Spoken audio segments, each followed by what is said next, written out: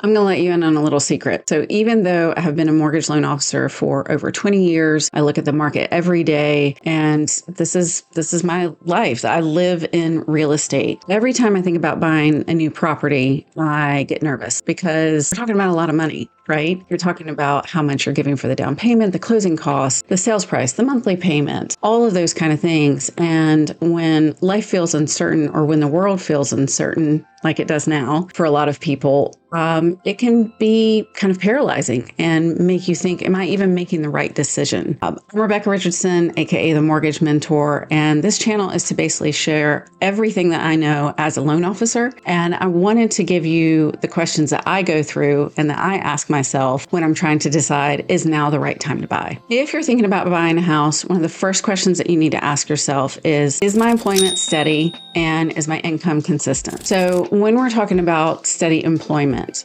perhaps buying a home right after starting a business or starting a new job where a lot of your income can be variable, that might be a little bit risky. If you feel confident on your income, if you feel confident where you're working, and that for the foreseeable future, you're not looking to make any moves, it can still be a good time to buy, even if you don't have all of the answers in terms of what the market is going to do. And let me just kind of get that right out of the way. When we see a lot going on with the market, with home prices reaching new highs, with rates not coming down the way that we would like, they are in kind of a steady band. So at least we're not seeing a runaway in rates. But when it feels like that, a lot of people will say, is this like 2008? Is it going to be a housing crash? Like if I buy a home now, am I putting all my money into a money pit, or am I, all of that anxiety really comes up because it might feel different. But I want you to know, if you haven't heard it elsewhere, the market is very, very different than how it was in 2008. Even with all the market dynamics that I just mentioned, demand is still high for buying, and we are still low on supply of homes. So as long as the demand is still there, and it's weathered a lot of different swings over the last, let's call it 5 years, the demand is still there for homes, then that will help to support home values. So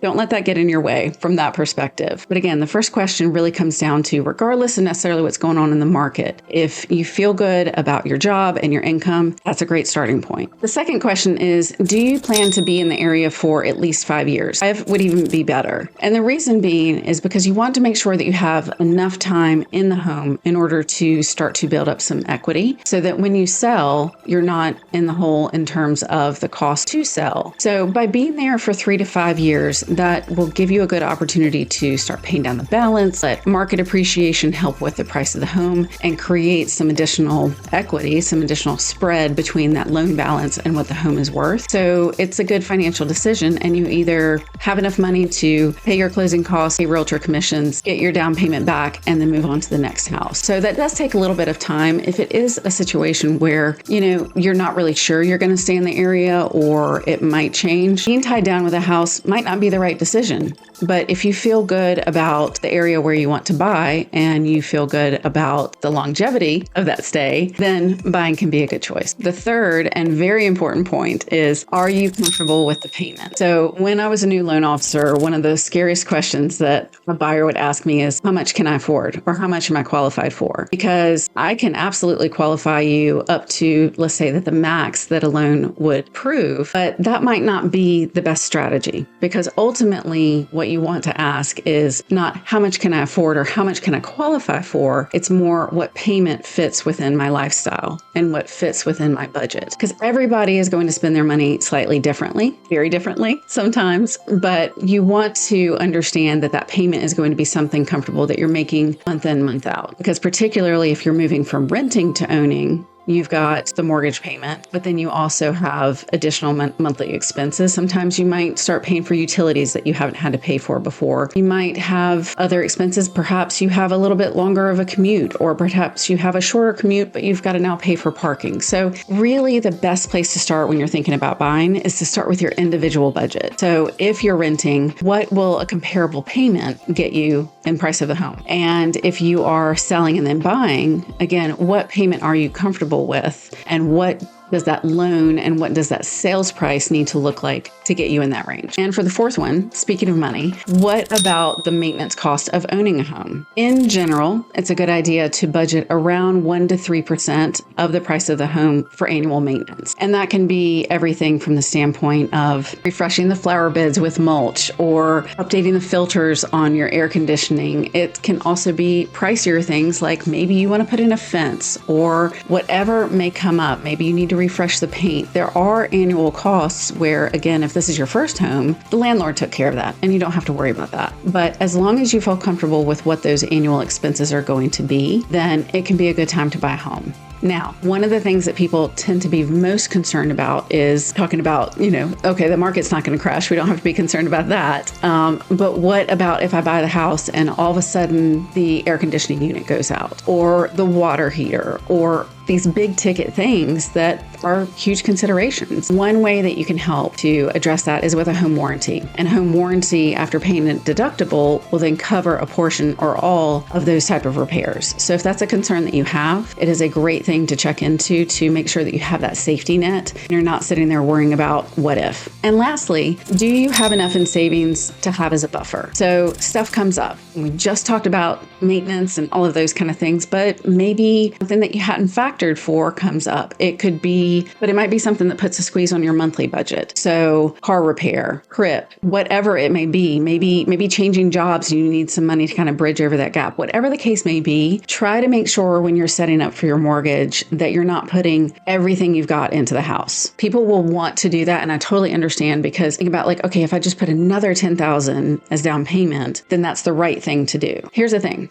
$10,000 on the loan amount is going to really only save you around $60 a month. So I would rather see somebody put slightly lower down payment, as long as they're comfortable with the monthly payment, but put a lower down payment. And then that way you have more of that reserve fund. You have more of that emergency fund set aside for whatever may come up in your life. So if you haven't heard this before, and apologies if you have, but it's not so much about timing the market, it's time in the market. Making sure that you are comfortable with your job and your income. You believe that you're going to stay in the area for 3 to 5 years. You are comfortable with the payment. You have understanding that there are going to be ongoing maintenance costs and you can budget for that. And you have an account with some reserves for life's emergencies. Then really, regardless of kind of what's going out in the market, can still mean that it is a good time to buy, because time in the market means buying now and giving a long time, or giving time for that home to appreciate. Because if you wait thinking I'll wait till the market calms down or rates get low, or whatever the reason is that really speaks to that fear, there are going to be a lot of other people that are feeling the same. And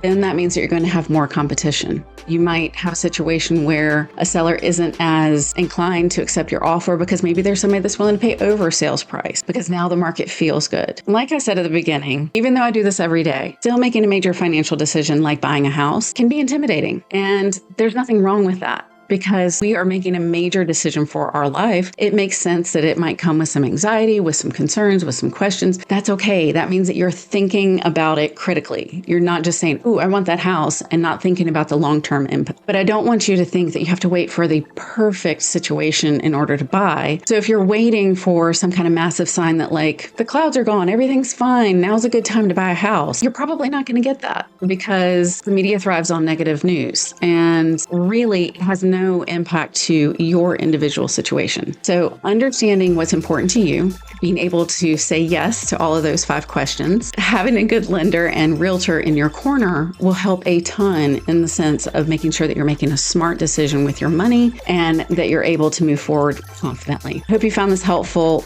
Please be sure to subscribe, comment with any questions that you have, and I'll see you next time.